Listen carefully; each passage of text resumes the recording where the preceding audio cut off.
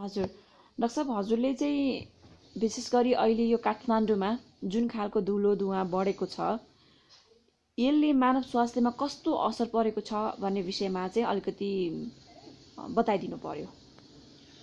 यो धुलो धुवाँको कारण भन्दा पनि यो मौसमका कारणले जाडो मौसममा चाहिँ श्वास प्रश्वासका रोगीहरूको सङ्ख्यामा बढोत्तरी हुन्छ।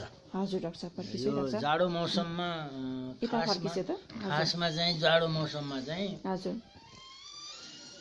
धुलो धुवाँको मात्रा वातावरणमा बढी हुनुको कारण हजुर जाडोमा चाहिँ पानी कम पर्ने हुनाले धुलो धुवाँका कणहरू चाहिँ वातावरणको हावामा रहिरहन्छन्। हजुर बर्खामा चाहिँ पानी पर्यो भने चाहिँ पानीको थोपाहरूसँगै वातावरणको धुलो पनि भुइँमा मिसिन्छ भने जाडो मौसममा पानी कम पर्ने हुनाले र ओसिलो हावाका कारण चाहिँ धुलो धुवाँका कणहरू चाहिँ वातावरणमै रहन्छन्। त्यसलाई पार्टिकुलेट म्याटर भन्छन् हाम्रो भाषामा। त्यसको मात्रा चाहिँ हाम्रो काठमाडौँमा पनि धेरै हुन्छ। यो संसारका ठुला 10वटा यो यस्तो इन्भाइरोमेन्टल पोल्युसन भएका सहरहरूमध्ये काठमाडौँमा पनि पर्छ भन्छन् डाटाहरूले। त्यसले यो हुनुको कारण चाहिँ हाम्रो वातावरण नै हो। एउटा त हाम्रो काठमाडौँ भनेको यो भौगोलिक हिसाबले चाहिँ जाडो ठाउँ हो। नेपाल पुरै पनि जाडो देश नै हो।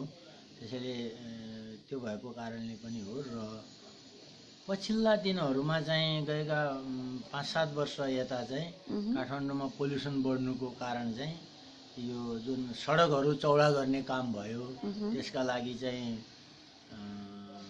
पुराना घरहरू सडकमा परेका घरहरू भत्काउने, पुरानो सडक बिगारेर चाहिँ नयाँ बनाउने जुन कार्य भइरहेछ, जुन आवश्यक पनि हो। हजुर त्यसले गर्दाखेरि चाहिँ वातावरणमा चाहिँ धुलोको मात्रा धेरै बढ्यो। फेरि ठेकदारहरूले पनि बर्खामा काम गर्ने, वातावरण नहुने, जाडोमा चाहिँ बढी रिकन्स्ट्रक्सनको काम हुने हुनाले पनि काठमाडौँको वातावरणमा धुलोको मात्रा जाडो मौसममा चाहिँ बढी हुन्छ। हजुर र जाडो मौसममै फेरि यो विभिन्न इन्फेक्सनहरूको पनि मात्रा बढ्छ। श्वास प्रश्वासको खास गरेर भाइरल इन्फेक्सनहरू र ब्याक्टेरियल इन्फेक्सनहरू जो मात्रा चाहिँ बढी हुने हुनाले पनि श्वास प्रश्वासका बिरामीहरूको चाहिँ सङ्ख्या जाडो मौसममा बढी हुन्छ। हजुर अहिले अब तपाईँ आफै कार्यरत शिक्षण अस्पतालमा श्वास प्रश्वासका बिरामीहरूको सङ्ख्या हजुरले तपाईँले भने जस्तै 5-6 वर्ष यता बढेको भन्ने छ,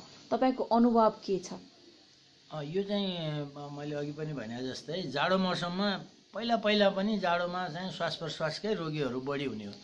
शिक्षण अस्पताल होइन, अरू हस्पिटलमा पनि हजुर त्यो स्वाभाविक हो। बर्खाको मौसममा चाहिँ झाडापाखालाका बिरामीहरू बढी हुने र जाडो मौसममा रुगाखोकी लगायतका श्वास प्रश्वासका रोगहरूको बढोत्तरी हुन्छ र स्वाभाविक हिसाबले चाहिँ जाडोमा बढी हुने हो। तर पछिल्ला 4-5 वर्षमा चाहिँ जाडोमा चाहिँ अलिकति सङ्ख्या बढ्या छ। अब यसले समग्रमा कस्तो खालको असर पुर्याउँछ? धुलो र धुवाँमा जहिले पनि हामी बस्नुपर्ने, हिँड्नुपर्ने, होइन, यो नै खाएर हिँड्नुपर्ने अवस्था छ काठमाडौँमा। यसले मानव स्वास्थ्यमा कस्तो असर पुर्याउँछ? यो कस्तो हो भने हाम्रो सडक चौडा हुनु, घरहरू नयाँ बन्नु पनि स्वाभाविक प्रक्रिया हो। विकासको एउटा चरण भयो।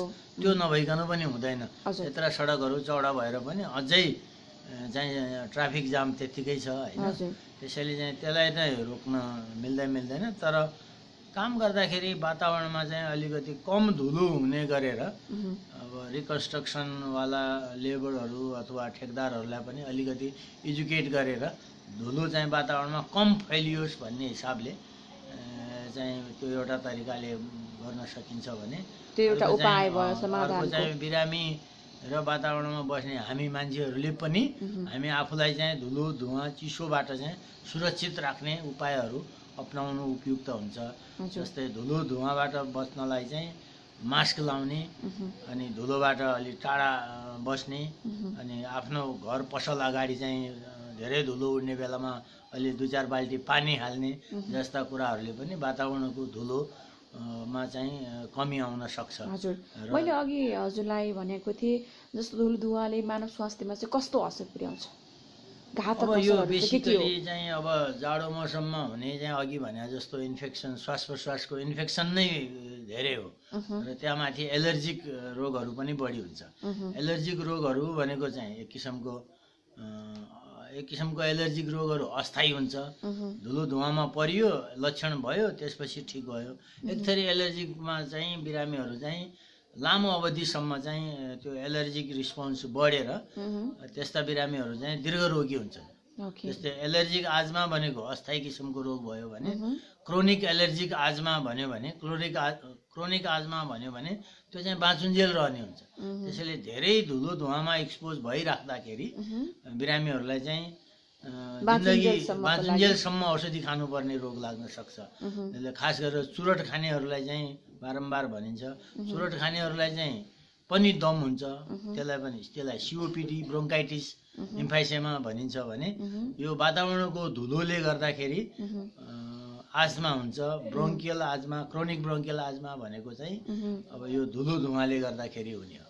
त्यसैले चाहिँ चुरोट खानेहरूले चाहिँ चुरोट छोड्नु पर्यो र धुलो धुवामा एक्सपोज हुनेहरूले सकेसम्म चाँडो इलाज गर्नु पर्यो र धुलो धुवाबाट आफूलाई टाढा राख्नु पर्यो। त्यसरी चाहिँ आफ्नो स्वास्थ्य आफूले मतलब सुरक्षित राख्न सक्छ।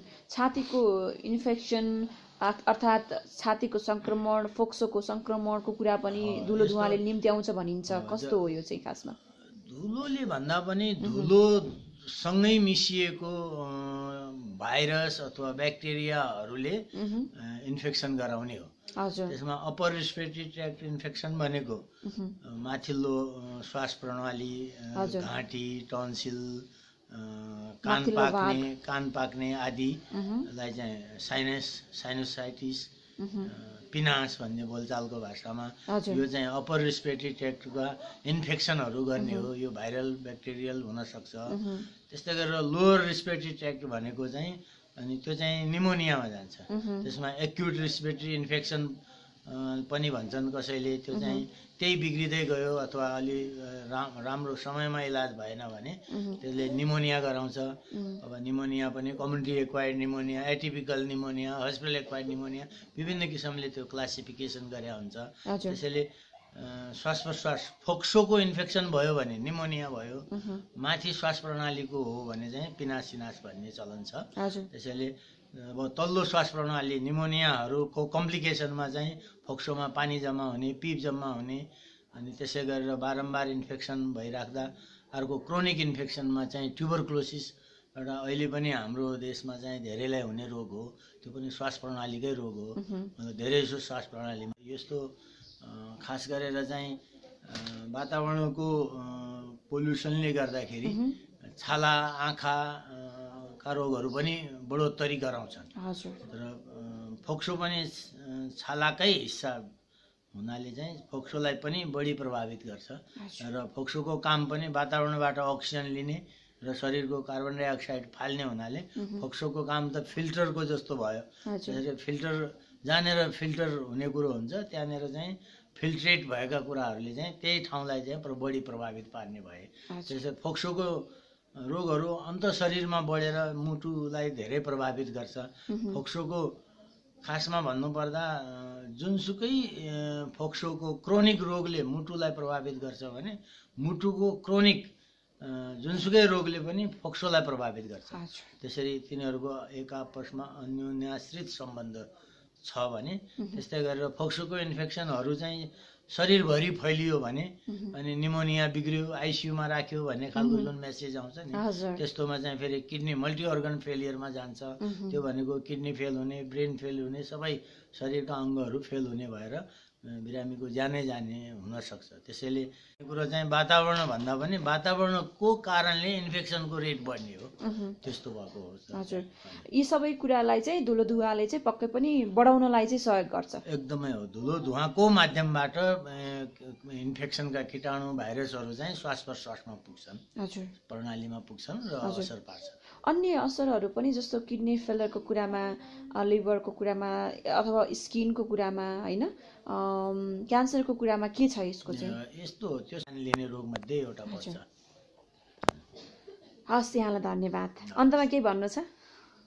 होइन, मैले बारम्बार यसरी भन्ने गर्नुपर्दा चाहिँ स्वच्छ रहनका लागि चाहिँ फोक्सो जोगाउनु पर्यो। फोक्सो जोगाउनलाई चाहिँ चुरोट खानेहरूले चाहिँ चुरोट छोडिदिनु पर्यो र धुलो धुवाँ यस्तो वातावरणमा हामी बाँच्नै पर्छ भने धेरै धुलो धुवाँको वातावरणमा बस्दाखेरि चाहिँ आफूलाई मास्क लगाएर आफूलाई टाढा राखेर चाहिँ सुरक्षित रहनु पर्यो। खास गरेर एलर्जिकवालाहरूलाई मैले भन्ने गरेको उनीहरूको घर कोठाहरूमा कुचो लाउने बेलामा चाहिँ अलि टाढा बस्ने, अर्को तलामै जाएर बस्ने बरु। त्यस्तै कुकुर बिरालोको जिउको धुलोले